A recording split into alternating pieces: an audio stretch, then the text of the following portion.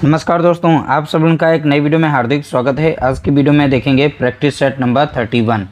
ये 31वां practice set है। इसमें भी टॉप 50 महत्वपूर्ण प्रश्न देखने को मिलेंगे। सभी प्रश्नों को हम बहुत ही कम समय के अंदर यहाँ पर देखने वाले हैं और इसकी PDF भी आप लोगों को टेलीग्राम ग्रुप पर देखने को मिल जाएगी। वहीं से आप इसकी PDF भी प्राप्त कर सकते हैं। जितने भी अभी तक प्रैक्टिस सेट चलाए गए हैं सभी की PDF वहीं पर शेयर की जा चुकी है, तो वहीं से आप डाउनलोड कर सकते हैं। बाकी यहाँ से आप लोगों को एक मौका मिलेगा मॉक टेस्ट के रूप में, तो देखेंगे इस सुपर 50 में कितने प्रश्न आपके सही हो पाते हैं। ज़रूर आप वीडियो को अटेंड किया करें, उनसे आप अपने आंसर को ज़रूर मैच कराएं। तो चलिए वीडियो को स्टार्ट करते हैं। देखिए पहला प्रश्न यहाँ पर दिया गया, पृथ्वी की सबसे बाहरी और पतली परत को क्या कहा जाता है। तो पृथ्वी की सबसे बाहरी और पतली परत को क्या कहा जाता है। क्वेश्चन नंबर 1 का यहाँ पे राइट आंसर आपको बताना है। देखिए पृथ्वी की जो बाहरी परत होती है उसे भूपर्पटी के नाम से जाना जाता है। इंग्लिश में अगर आ जाता है तो यहाँ पर क्रस्ट याद रखिएगा, ठीक है। तो इंग्लिश वर्जन भी यहाँ पर नाम दे देते हैं, तो इन हिंदी और इंग्लिश दोनों में याद रखना है, कोई भी ऑप्शन में आ सकता है। इंपॉर्टेंट प्रश्न है। अगला प्रश्न देखेंगे, प्रश्न संख्या 2, भूपर्पटी और ऊपरी मेंटल के संयुक्त भाग को क्या कहते हैं। क्वेश्चन नंबर 2 बहुत ही अच्छे से पढ़ते हुए अपने सटीक आंसर को लगाना है। क्वेश्चन नंबर 2 का यहाँ पे राइट आंसर हो जाएगा ऑप्शन बी वाला, यहाँ पर यानी खा। स्थल मंडल कहते हैं जिसे हम लिथोस्फीयर के नाम से जानते हैं। क्वेश्चन नंबर 2 का राइट आंसर है स्थल मंडल, जिसे हम लिथोस्फीयर के नाम से जानते हैं। अगला प्रश्न देखेंगे, प्रश्न संख्या 3, महाद्वीपीय भूपर्पटी मुख्य रूप से किन खनिजों से बनी है। क्वेश्चन नंबर 3 का यहाँ पे राइट आंसर आपको बताना है। इसका राइट आंसर हो जाएगा सिलिका और एल्युमिनियम, जिसे हम सियाल के नाम से जानते हैं। देखिए यहाँ SI लिखा है, SI मीन्स होता है सिलिका और AL मीन्स होता है एल्युमिनियम, ठीक है। तो इसीलिए शॉर्ट फॉर्म में इसे लिखा जाता है सियाल, ठीक है। अगला प्रश्न देखेंगे, प्रश्न संख्या 4, महासागरीय भूपर्पटी मुख्य रूप से किस चट्टान से बनी है। क्वेश्चन नंबर 4 का यहाँ पे राइट आंसर हो जाएगा ऑप्शन यहाँ पर बेसाल्ट, ठीक है। तो महासागरीय भूपर्पटी मुख्य रूप से किस चट्टान से बनी है, तो आप बताएंगे बेसाल्ट से बनी है। अगला प्रश्न दिया गया, प्रश्न संख्या 4, पृथ्वी के कुल आयतन का सबसे बड़ा भाग किस परत का है। क्वेश्चन नंबर 5 का यहाँ पे राइट आंसर हो जाएगा मेंटल, ठीक है। तो मेंटल याद रखिएगा, यहाँ पे करेक्ट आंसर हो जाएगा। अगला प्रश्न देखेंगे, प्रश्न संख्या 6, देखिए मेंटल का वह ऊपरी भाग जो अर्ध तरल या प्लास्टिक अवस्था में है और जहाँ मैग्मा पाया जाता है क्या कहलाता है। क्वेश्चन अच्छा है, इंपॉर्टेंट है आपके लिए। क्वेश्चन नंबर 6 का यहाँ पे राइट आंसर हो जाएगा ऑप्शन ए हो जाएगा एस्थेनोस्फीयर। हिंदी और इंग्लिश वर्ड दोनों याद रखने हैं, बहुत ही कम समय है, कम समय के अंदर थोड़ा सुपर फास्ट तरीके से आप रिवाइज करेंगे। अगला प्रश्न देखेंगे, प्रश्न संख्या 7, पृथ्वी के कोर यानी सेंटर में जो भाग होता है, तो पृथ्वी के कोर को किस नाम से भी जाना जाता है। तो कोर का दूसरा नाम हमें बताना है, ठीक है। क्वेश्चन नंबर 7, इसका राइट आंसर हो जाएगा निफे। तो निफे से याद रखिएगा, इसमें Ni जो लिखा है ये है निकल, ठीक है। तो निकल याद रखिएगा, और यहाँ पर Fe जो दिया है ये आयरन को रिप्रेजेंट करता है, किसे, आयरन को, ठीक है। तो इसलिए यहाँ पर 2 तत्व पाए जाते हैं, निकल और आयरन, ठीक है। तो कोर में कौन कौन से धातु होते हैं, तो बताएंगे निकल और आयरन, इसे हम शॉर्ट फॉर्म में जानते हैं, निफे के नाम से जानते हैं। अगला प्रश्न देखेंगे, प्रश्न संख्या 8, अत्यधिक दबाव के कारण पृथ्वी का आंतरिक कोर किस अवस्था में है। क्वेश्चन नंबर 8, इसका राइट आंसर हो जाएगा ऑप्शन ए वाला, यानी ठोस अवस्था में, ठीक है।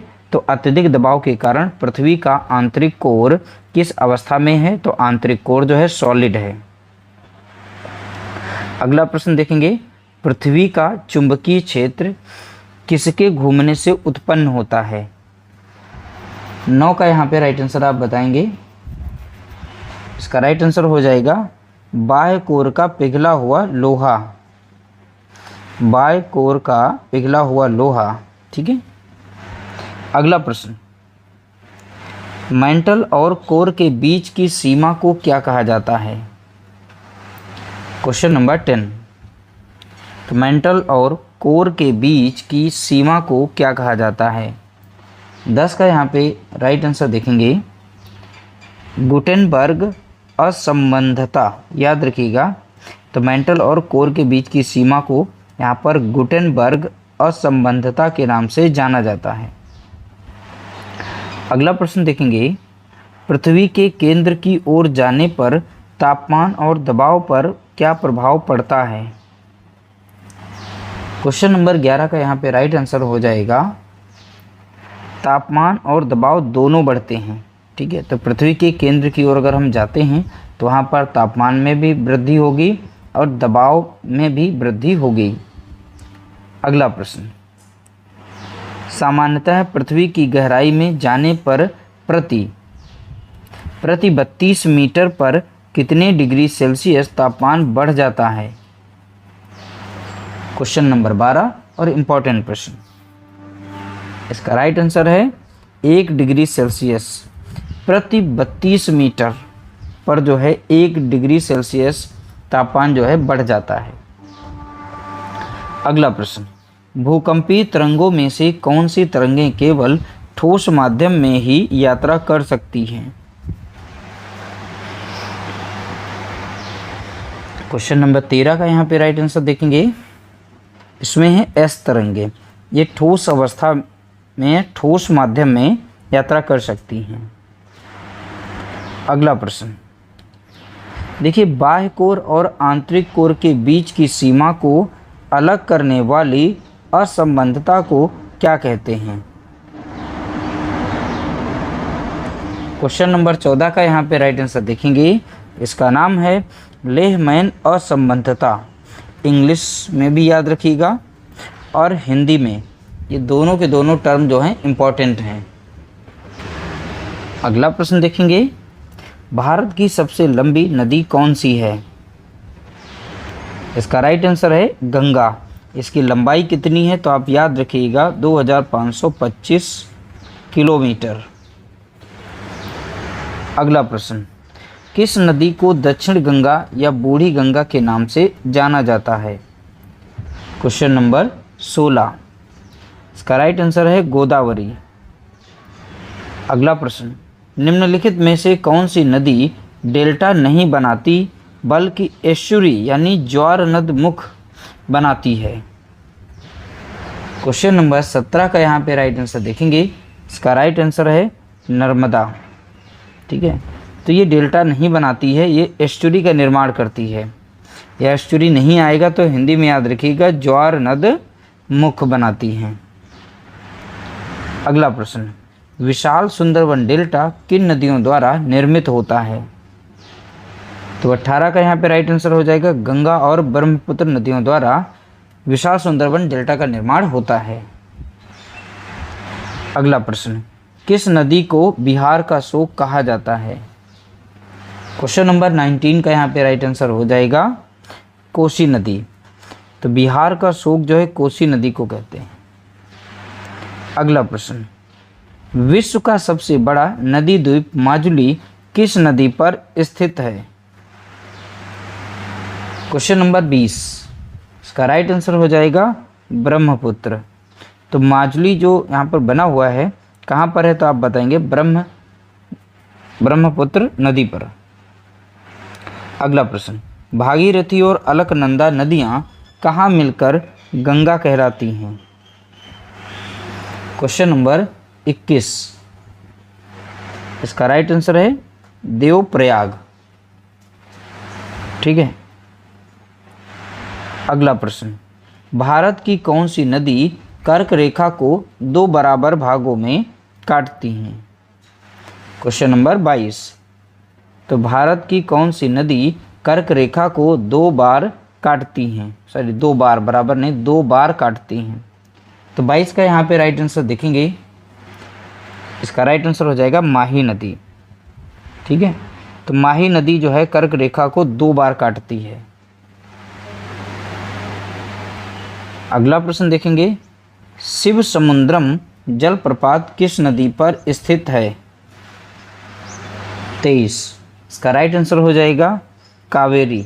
ठीक है, तो 23 का राइट आंसर है कावेरी। अगला प्रश्न, निम्नलिखित में से कौन सी नदी रिफ्ट वैली या ब्रह्मस घाटी से होकर बहती है?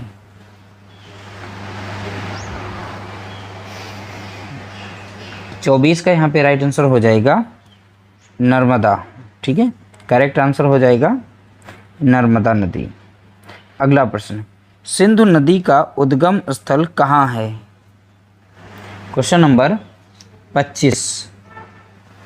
इसका राइट आंसर है मानसरोवर झील। मानसरोवर झील जो है तिब्बत से निकलती है। अगला प्रश्न, प्रायद्वीपीय भारत की सबसे लंबी नदी कौन सी है? तो 26 का यहाँ पे राइट आंसर देखेंगे, इसका राइट आंसर हो जाएगा गोदावरी। तो प्रायद्वीपीय भारत की सबसे लंबी नदी कौन सी है? तो आप बताएंगे गोदावरी नदी है। अगला प्रश्न, गंगा की सबसे लंबी सहायक नदी कौन सी है? तो 27 का यहाँ पे राइट आंसर देखेंगे यमुना नदी।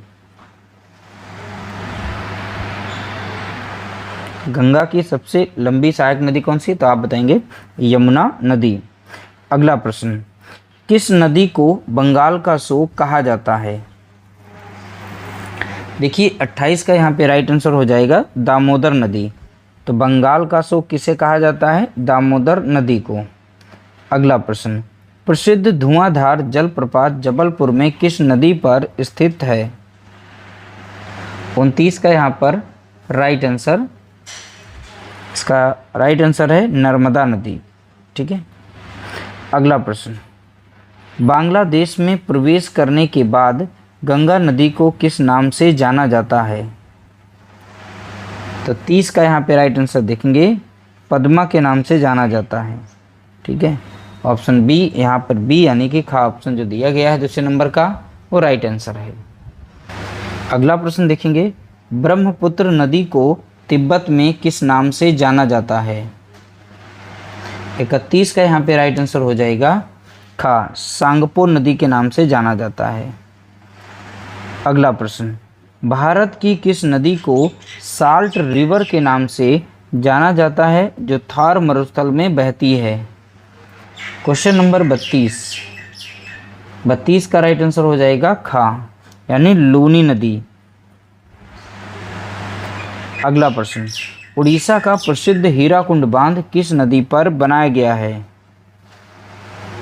तो 33 का राइट आंसर हो जाएगा महानदी पर। तो हीराकुंड बांध किस नदी पर बनाया गया है? तो आप बताएंगे महानदी।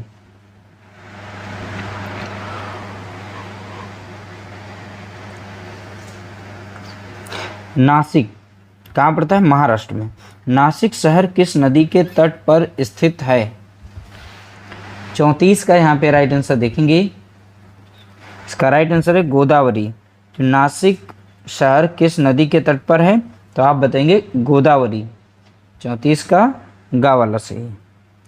अगला प्रश्न, हिमालय किस प्रकार के पर्वत का उदाहरण है? 35 का राइट आंसर हो जाएगा वलित पर्वत यानी फोल्ड माउंटेन का उदाहरण है। अगला प्रश्न, भारत की सबसे प्राचीन पर्वत श्रृंखला कौन सी है? 36 का यहाँ पे राइट आंसर देखेंगे, का राइट आंसर है अरावली।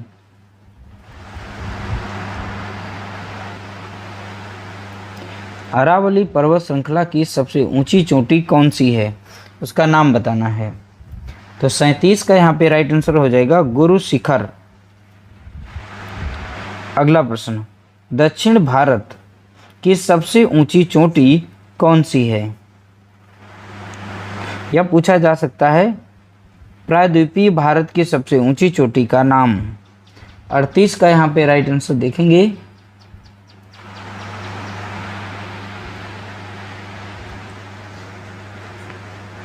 राइट आंसर है अनाईमुदी।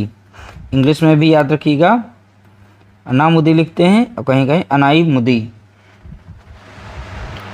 अगला प्रश्न लिया गया, नीलगिरी पर्वतमाला की सबसे ऊंची चोटी कौन सी है?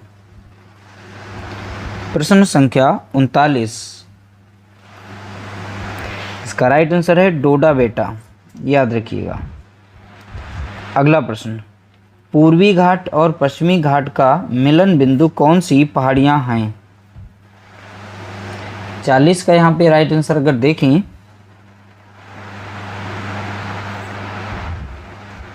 नीलगिरी पहाड़ियां राइट आंसर होगा।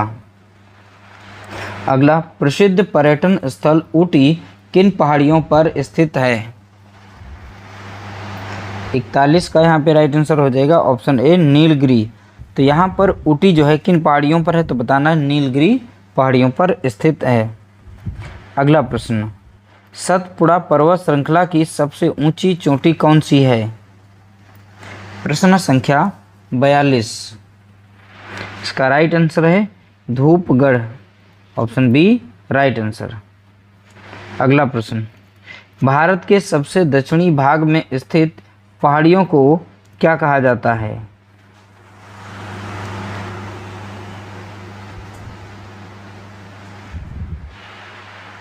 देखिए यहाँ पर इसका राइट आंसर हो जाएगा कार्डमम कहा जाता है, यानी इलायची की पहाड़ियाँ। अगला प्रश्न, छोटा नागपुर पठार की सबसे ऊंची पर्वत चोटी कौन सी है?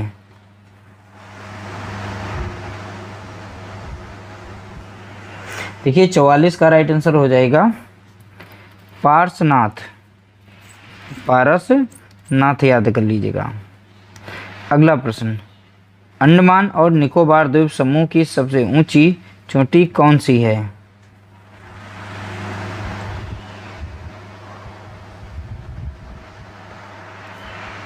देखिए 45 का यहाँ पे राइट आंसर हो जाएगा सैंडल पीक।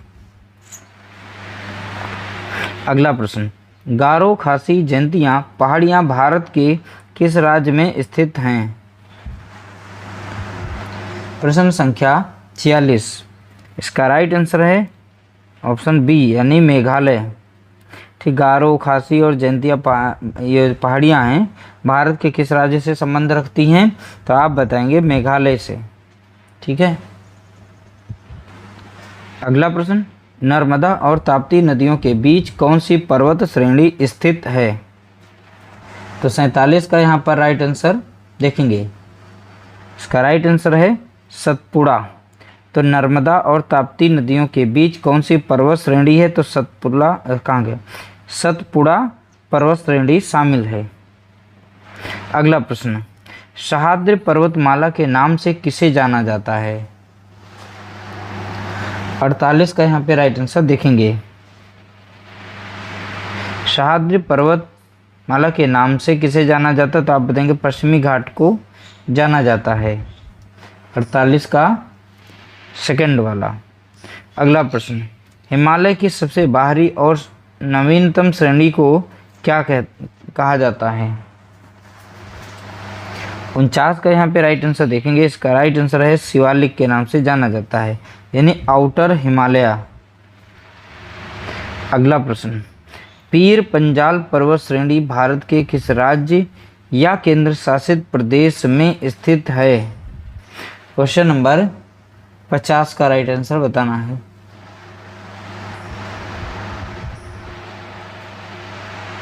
देखिए इसका राइट आंसर हो जाएगा जम्मू और कश्मीर।